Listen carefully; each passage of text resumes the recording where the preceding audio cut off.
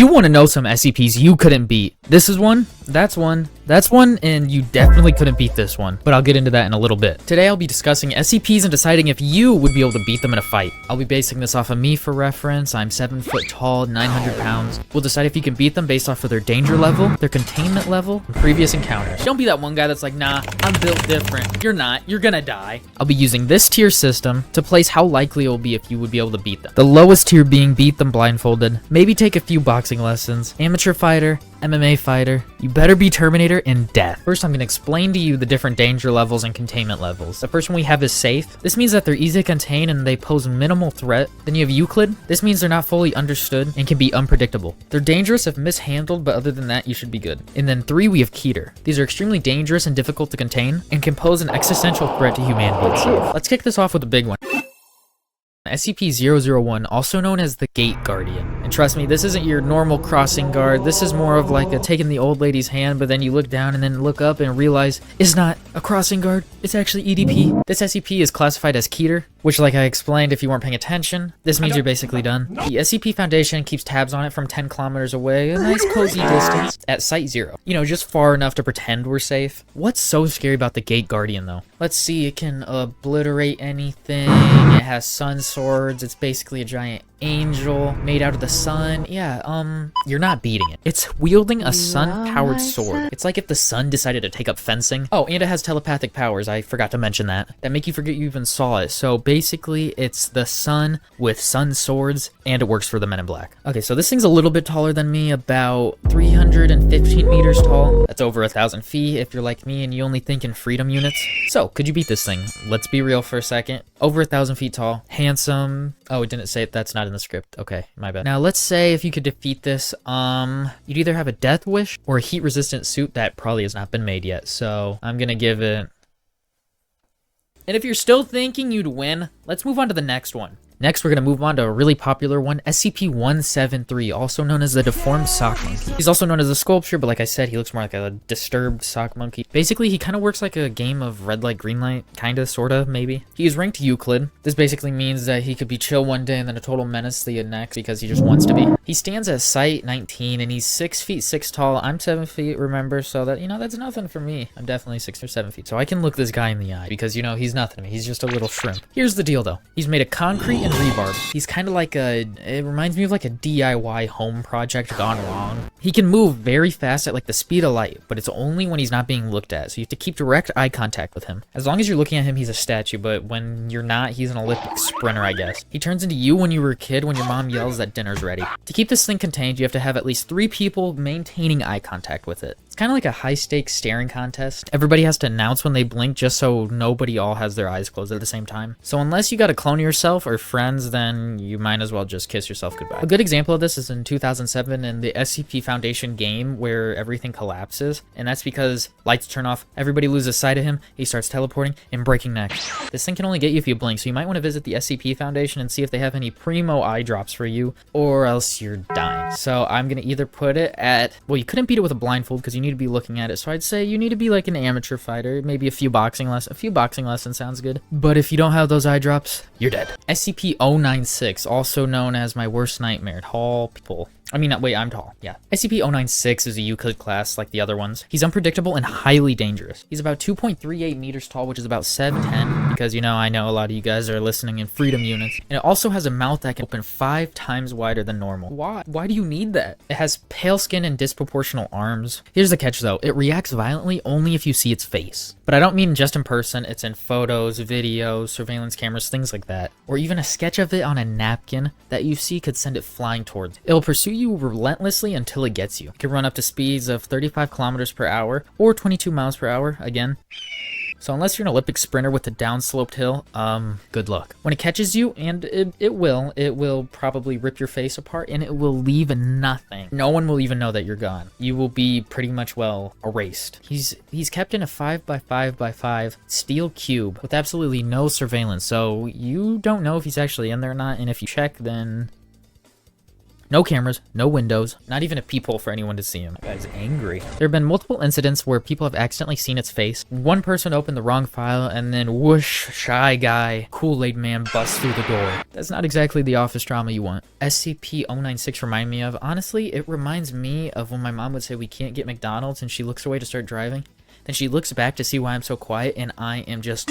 Now, could we beat 096? There's two schools of thought here. So since it only gets violent when you see its face, couldn't you hypothetically blindfold yourself? So can't you basically just march into its cell and then just start swinging? Sounds foolproof, right? But let's be honest, humans get curious sometimes. So you're probably going to look at this thing, so then he's going to be automatically on you. And it says that it can tear you to shreds, but it doesn't say anything about shredding robots to shreds. So I think for this one, I'm going to have to put you should be Terminator for this one. And then at the same time, who said robots have to have eyes? Just say it's a scanner. He won't know the difference. SCP-682. It is affectionately known as the hard-to-destroy reptile, because nothing screams fun like an aggressive, aggro, gigantic lizard running towards you. It is another Keter class, you know, the kind that just wants a big hug. Containing it requires a reinforced chamber. When they're doing testing on this thing, they have to take some pretty extreme measures, and when I say extreme, I mean extreme. That means throw everything at it. RPG, got it. Cinnamon rolls, just in case they might work. Got it. Nuke, try it. It ain't gonna work though. He's highly intelligent and can adapt to any threat really. He's kind of like a cockroach. You can set it on fire and it'll come back fireproof. You can try to drown it and it'll come back and have gills. It's like one of those 20-in-1 shampoos, but it actually works. Okay, we're gonna imagine this. I'm gonna try to describe it. Okay, so imagine a tank, right? Okay, so a tank. Put a tank on screen. Okay, now imagine Godzilla. And it's their baby. It has survived multiple termination attempts. They've tried acid baths, explosion, like I said, drowning. Like I said, it's like a cockroach that just won't die. Get out. I'm not a fan of lizards or reptiles or snakes. Even worse when it's a gigantic form and it's indestructible. Honestly, if I saw this thing, I would run in the opposite direction. I wouldn't even give it time of day. This thing has survived multiple termination attempts by professionals that are meant to handle these. What do you expect me to do? Look at me. Stop looking at me. I'm uncomfortable. Like, no, but actually, what do you expect me to do? Death. Now we're going to be talking about SCP-3008, which is a little bit different than the other ones. This is the Infinite IKEA. It's like a regular IKEA, but instead of getting lost normally, you get lost times 10. This thing just doesn't end. It's classified as a Euclid, which means it's unpredictable but not entirely impossible to like find out what to do. It's kind of like assembling IKEA furniture with the manual they give you. You think you got it figured out, but now you're holding 5 extra screws and a banana for some reason. So what's the deal with this place? SCP-3008, also known as Infinite IKEA, works as a spatial anomaly. You walk in and it's never ending. That's one of its powers. The other one is there's workers in the Infinite IKEA. During the day they're fine and they do nothing, but at night you better hide because they get really angry. And remember, they work here, so they will likely find you. Toilet paper forts hiding, Mr. Beast challenge isn't gonna work here. Containment in this one is kind of tricky because like I said, it's a whole store. The SCP Foundation has tried to close it off, but you know, curious shoppers, they're gonna want their deals. They're gonna want their Swedish meatballs. It's gonna happen. So people end up still getting lost anyways. Since containment has begun, only 14 individuals have made it away. One of the most notable ones was a man that just escaped. He made it through everything. He made it through the angry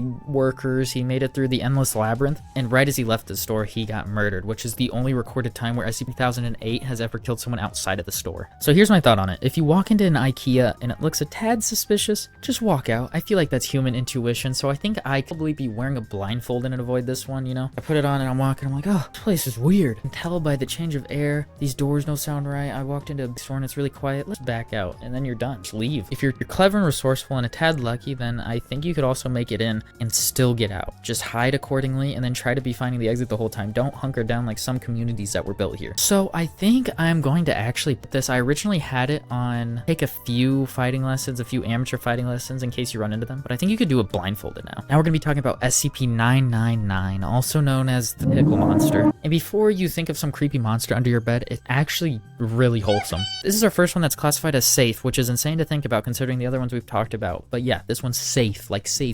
Let's talk about his powers. SCP-999 has the extraordinary ability to give you extreme happiness and euphoria, not the show. If you're feeling down, you're sad, you're a little mopey, he touches you, you feel good. Pause. Appearance-wise, he's a gelatin blob that's orange. I've probably already put him on the screen. Think of it as that slime you made when you're in elementary school, but it comes to life and it's actually really nice and doesn't doesn't treat you the way you treated it. Something crazy that happened with this SCP is one of the SCPs we mentioned earlier, the hard to destroy reptile. SCP-999 actually contained and stopped it from fighting and attacking people. How? He made him laugh and feel overjoyed, which is unheard of. The only thing really scary about him is his nickname. It makes you think something. It makes you think Dr. Disrespect, but then it's actually not Dr. Disrespect. And then you might be like, well, it's still an SCP. I don't want to talk to it. But then you look at it and you're like, oh man. But now we got to decide if we could beat him or not, which I don't want to. I think I'd let him kill me, but he wouldn't. So that's a predicament. This needs a whole new category of could beat blindfolded, could hug blindfolded. But since we're going to stick to the script, we're going to go, I could beat them blindfolded. Sorry, Mr. Slime. Next, we're going to be talking about SCP-5000. That's a big number. Okay, let's shift gears from the cuddly thing of SCP-999. We're going to move on to something that's even nicer. I bet you wouldn't believe that.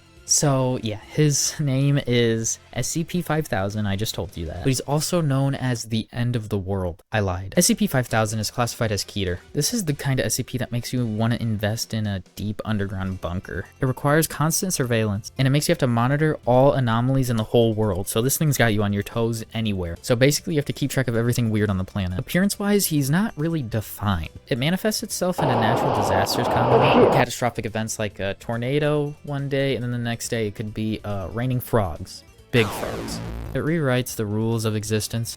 Casual. SCP-5000 has been linked to multiple global disasters. So if you're ever thinking, wow, the world is really going off the rails, just think it might be SCP-5000. So it's nicknamed the End of the World, and it's in Keter class. It requires constant surveillance. How do you expect me to beat this thing, or any of you? It manifests itself as a natural disaster. What do you want me to do, square up against a tornado? Oh no.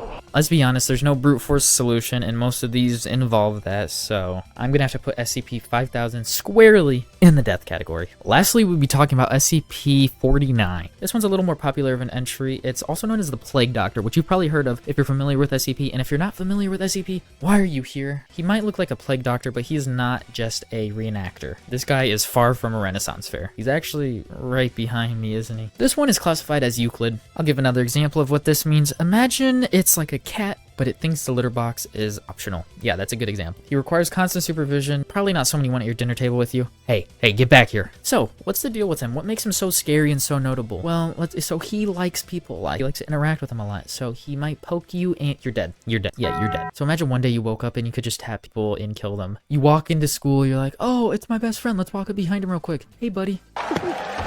No. Claims he's curing them, but he's lying, or maybe he thinks he's right. He rocks the full historical outfit and everything, completed with the bird mask, which is probably what he's most notable for. That's what you think when you think Plague Doctor. There have been times where he's reanimated other people. Yeah, that's right, you heard me. He can reanimate them and make people extremely aggressive. He seems pretty keen on spreading his cure and spreading it to everyone. It's like a zombie outbreak with extra steps. So I'm really weird about sicknesses and stuff, so the mere thought of this guy makes me ugh. So, on any of the fighting levels, square up with him, you're dead. He's just gonna take you out right away. It's like the world's worst game of tag. If you tag him, he's it. If he tags you, you die. So let's be honest, right as I see this creepy bird mask, I am turning the other direction and sprinting. But here's a thought. What if you're a robot? He touches you, are you gonna spray out all the nuts and bolts? Pause. Or is it not gonna do anything because you're not a living being? So for this reason alone, I am going to have to put him in You Better Be Terminator, so you actually have a chance against this one. Unless he's got like a secret EMP in his pocket. So with that, I would like to thank you for joining me on this journey of looking through these SCPs on if I think you could beat them in a fight or if I could beat them in a fight. And if you couldn't tell, I'm not 7 feet tall. I lied. If you enjoyed this video and want to show support, make sure you subscribe or like, or you can join the Patreon down below, which really helps and supports me. But obviously, you do not have to. You can join it and get perks like behind the scenes, or you can get shouted out in videos. But again, thank you for watching. Make sure to wear your seatbelt and watch the next video on screen.